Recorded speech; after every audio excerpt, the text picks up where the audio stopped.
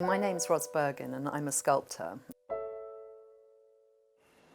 Right, so these pieces, I'm going to see if I can make sense of these and bring them together in a way that I like. And I use a lot of different materials to make my work, and they can be materials from everyday life, and then I adapt them and move them through a set of processes until I create a unique object at the end of it.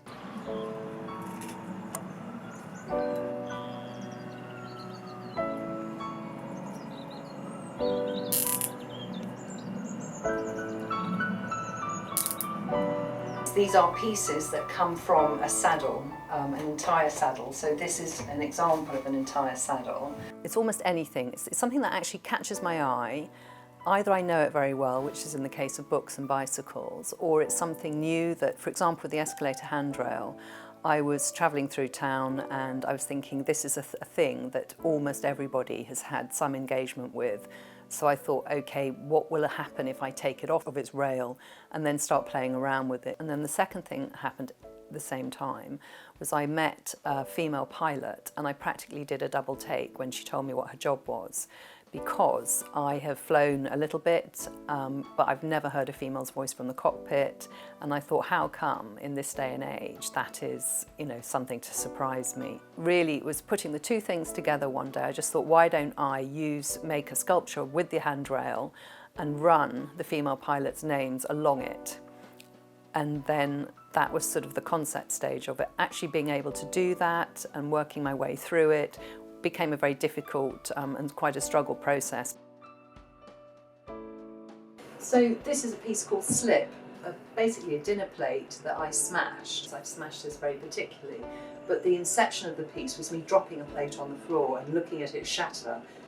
When I pick up a new material, I will always literally play around with it, and that just means doing almost anything you think of to it.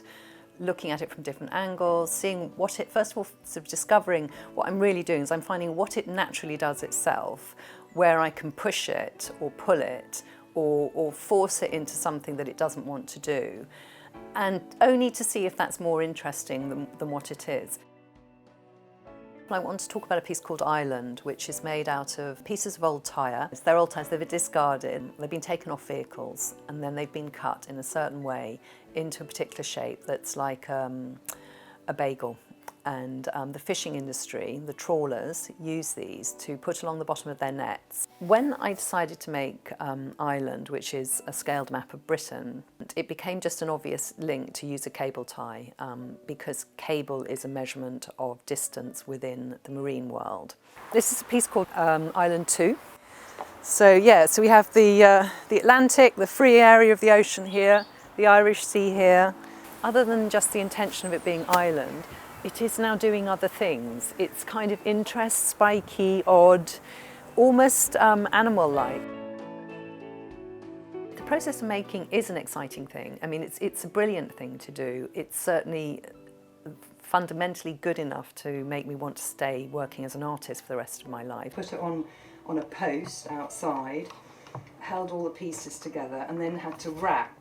However, it is work, so it's artwork, and the work comes from the struggle of continually returning to the piece, returning to the material, returning to the work area that you've set up, and pushing yourself through. And pull quite strongly and keep binding this thing round, so it was a real struggle to do it.